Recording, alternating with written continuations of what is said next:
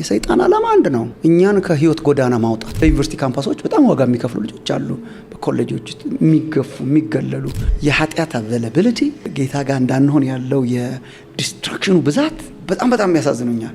አት ሴም ታይም ደግሞ ሆፕ አለ፣ ተስፋ ያለ ክርስትና ህይወት ጌታን ስንከተል ኢየሱስን ስንከተል ፈጽሞ የነጻነት ዘመን የሚባል የለም።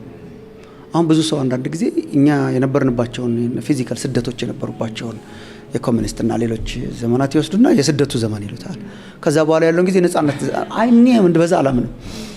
ጌታ ኢየሱስን አምነው ሊኖረው ቃሉ የሚለው ከእውነት ነው። በእውነት በክርስቶስ ኢየሱስ እግዚአብሔርን እየመሰሉ ሊኖረው የሚወዱ ይሰደዳሉ።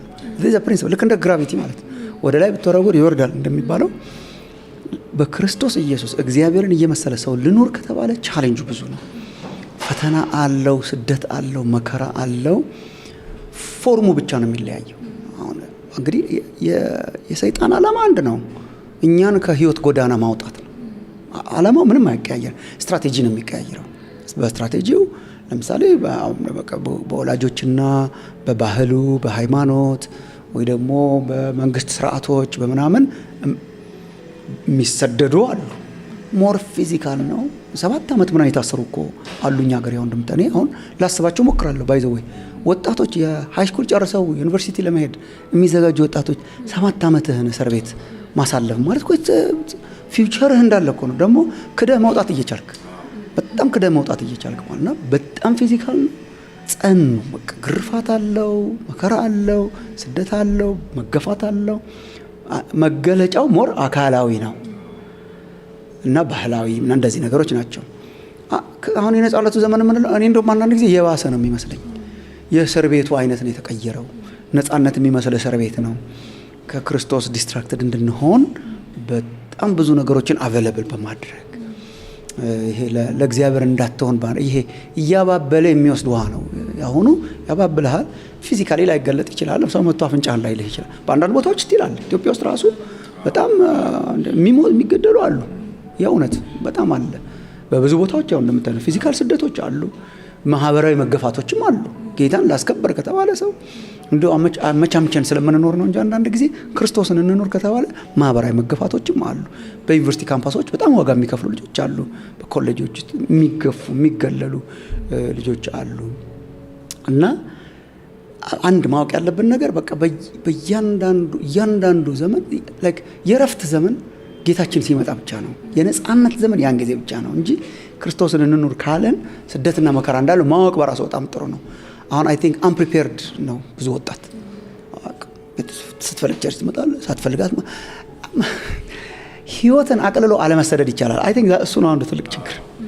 ህይወትን ዝቅ ካረግ ነው እንደ ጎረቤትና እንደ ጓደኛ ከኖርን እሱ የማያሰደድ ክርስትና ነው። አሁን የቸርች ፖፑላር ሆኗል። ቸርች መሄድም ፖፑላር ቲንግ፣ መሄድ ትችላለህ፣ አለመሄድ ትችላለህ። እሱ አይሰደድም። እሱ ምኑ ይሰደዳል?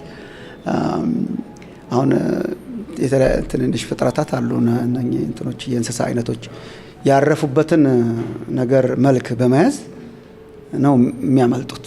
ትንሽዬ ናቸው። ማንም ታይኒ አሁን እንደ እስስት ምናምን አይነቶቹ 7-8 ዝርያዎች አሉ ሳነብና ፕሮቴክሽናቸው ምንድነው? ያረፉበትን አዶፕት ያደርጋሉ ከለር እና አለት ላይ ሲያልፉ አለቱን ይመስላሉ። ሰው አታያቸውም። ቅጠል ላይ ሲያልፉ አረንጓዴ ይሆናሉ። አዶፕት ያደርጉታል ከለሩና አታያቸው። እንደዛ ነው ክርስትና ከኖርን እኮ ምንም አንሆንም። ቅጠሉን ከመሰልን፣ አለቱን ከመሰልን፣ አካባቢውን ከመሰልን፣ ይሄ በቃ ጓደኞቻችንን ከመሰልን ዩር ኩል ቸርች ሄዳለሁ ማለት ብቻ ይበቃል።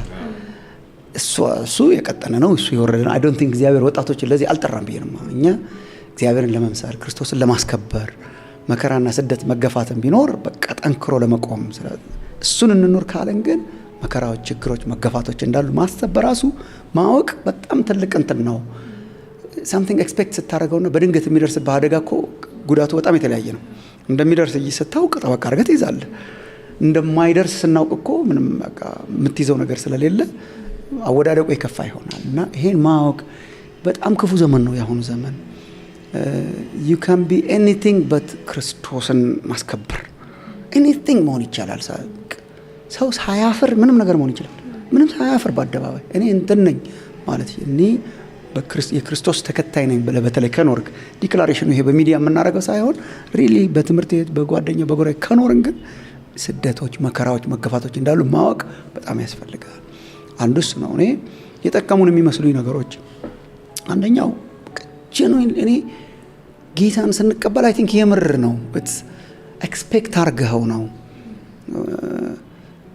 ፈጽሞ ጌታን መከተል ፖፑላር ገጽታ የለውም ነበር። ከተቀባይነት እንደሌለው እያወክ ነው የምትገባበት ራሱ መጀመሪያ ራሱ እሱ በጣም የጠቀመን ይመስለኛል። ሳምሃው ስፒሪቹዋል ፕሪፔርድነስ በጣም አለ።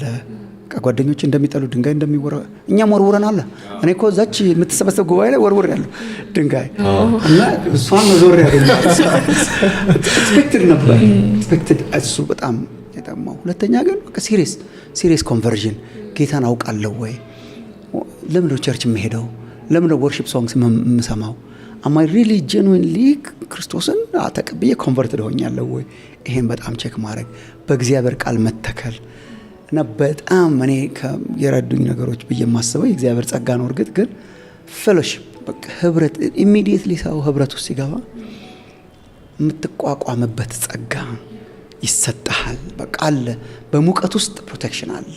ብዙ ጊዜ ስለ ህብረት ሳስተምር አነሳዋለሁ። እኔ እዚህ ናሽናል ጂኦግራፊክ ላይ ምናምን ማየት ይቻላል። አሁን አንበሶች አናብስት ሲያድኑ አሁን የአፍሪካ ጃንግልስ ምናምን ብትሄዱ እኔ ድሮ የሚመስለኝ አንበሳ ሄዶ በቃ ለቁርስ የመረጠውን ለምሳ የመረጠውን ብርግ የሚያደርግ ነው። እንደዛ ፈሪ ነው፣ በጣም ይፈራል። የጫካው ንጉስ ምናምን ስለሚባል እኔ የሚፈራ አይመስለኝም።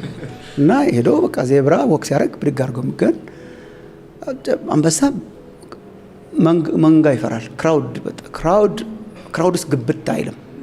ሶ አዝ ሎንግ አዝ እንስሳቱ ክራውድ ውስጥ ችምችም ብለው እስካሉ ድረስ አገብቶ አይመርጥም። ትራይ ውስጥ ምንድነው የሚያደርግ? ኮንፊዥን ነው።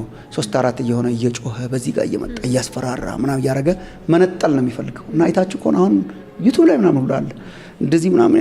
ከዛ ግራ ያጋባቸዋል። በዚህ ገዳ በ3 ምናምን ሆኖ ነው የሚያድኑት። በጣም ስትራቴጂክ ነው። ይጮሃሉ ምናምን ያደርግና አንዷ ስትነጣ በቃ ክራውዱን ወጣች ማለት ነው። እና ዲያብሎስ የሚወጣውን ፈልጎ እንደሚያገሳ አንበሳ በዙሪያቸው ይዞራል ነው እንጂ ፒክ እኮ ያደረገ ነው። ክራውድ በቃ ሙቀቱ በደሞ እኛ ስንሰባሰብ ህብረት ሲኖር የክርስቶስ ፕሬዘንስ አለ። እና እኔ አሁን ቸርች ላይ ሲሆኑ ወጣቶች ችግሮቻቸውን መቋቋም የሚያቅታቸው የሚያወሩት የለም፣ ካውንስል የሚያደርጋቸው የለም፣ አካውንታቢሊቲ የላቸውም። ዛሬ ሰኞ እዚህ ጋር ናቸው፣ ማክሰኞ እዛ ጋር ናቸው። ከእንደዛ አይነት ህይወት ወጥተን በህብረት ሪሊ አካውንታቢሊቲ ግሩፕስ በጣም ያስፈልጋሉ ብዬ አስባለሁ። እና የእግዚአብሔር ጸጋ ነው ያቆመን፣ ግን ደግሞ ጌታን ኤክስፔሪየንስ ማድረግ፣ በእግዚአብሔር ቃል መተከል፣ በህብረት ውስጥ መሆን የመሳሰሉ ነገሮች መናቅ የለብንም። እንትን ናቸው የማይለወጡ መሰረቶች ናቸው። አሁን ህብረት የማያስፈልግበት ጊዜ ያመጣል።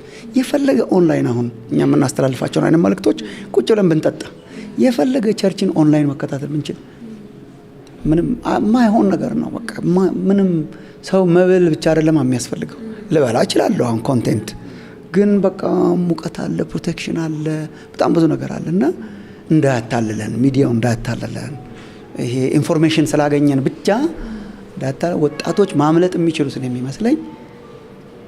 በቃ አካውንታቢሊቲ ግሩፕስ፣ የቤተ ክርስቲያን ህብረት፣ በላያቸው ላይ ሜንቶር የሚያደርጓቸው ሰዎች፣ ተጠያቂነት ምናምን እነኚህ ነው የሚያቆሙ። የአሁኑ ዘመን እንደውም ይብሳል። እኔ ወጣቶችን ባይዘወይ ወጣቶችን ሳገለግል ተስፋ ያለው ደግሞ ያሳዝኑኛል። በቃ ሁለት ነው። በቃ የሆነ የሚንሰፈሰፍ አንጀት አለኝ። ቢኮዝ አሁን እነሱ እያለፉበት ባለው መልኩ እኛ ብንፈተን እናልፍ ይሆን ወይ ብዬ ትናረጋለሁ። ብዙ ነገር እኛ የተፈተን ነው በጥረት ነው። አሁን እየተፈተነ ያለው ወጣት በአባንደንስ ነው። አሁን እኛ ድሮ በቃ ሰርቶ አደር ጋዜጣ የምትባል ፈልገ ማንበብ ነው፣ ግጥም ምናምን ነው የምናነበው። አሁን ምን ማታነበው ምን ማታየው አቬለብል፣ ሁሉ ነገር አቬለብል ነው፣ አባንደንት ነው። ዲሲፕሊንድ መሆን እችላለሁ ወይ እንደነሱ ነው። በጣም የእውነት ያሳዝኑኛል። የኃጢአት አቬለቢሊቲ ጌታ ጋር እንዳንሆን ያለው የዲስትራክሽኑ ብዛት በጣም ያሳዝኑኛል። አት ሴም ታይም ደግሞ ሆፕ ተስፋ ያለው ከዚ የቆሙ ወጣቶች ደግሞ አሉ። ይሄን ሁሉ እያዩ በጣም የቆሙ ወጣቶች አሉ። የሚያስፈልጋቸው ግን የሚመስለኝ በእግዚአብሔር ቃል መተከል፣ በህብረት ውስጥ መተከል፣ እነኚህ ነገሮች ካሉ በሁሉ ዘመን ያለው ጌታ ያው ስለሆነ በአባቶቻችን ዘመን የነበረው በእኛ ዘመን የነበረው አሁን ያለው ወደፊት ያለው ጌታ ስለማይለወጥ እግዚአብሔር ያሳልፈናል አሸናፊ ስለሆነ ብዬ አምናለሁ።